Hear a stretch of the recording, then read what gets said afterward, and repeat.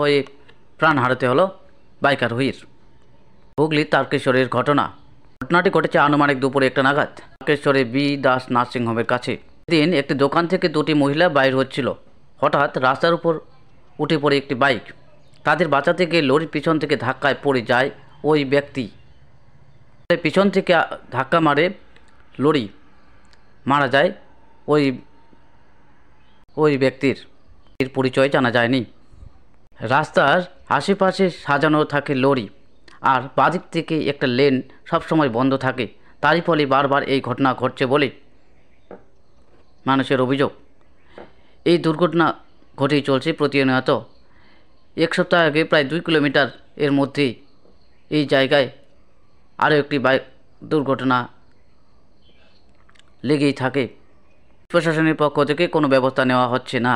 অতি শীঘ্রই প্রশাসনের তরফে এই ব্যবস্থা না নিলে আরও বড়সড় দুর্ঘটনা ঘটতে পারে বলে তারকেশ্বরবাসী মনে করে। তারকেশ্বর হুগলি থেকে আশিস কুমার ঘোষের রিপোর্ট। এখন বিস্তারিত হয়ে প্রাণ হারাতে হলো।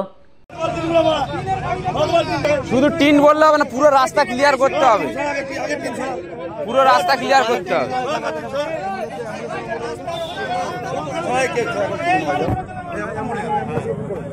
হ্যাঁ ওই তো চাপা দিয়ে দিল।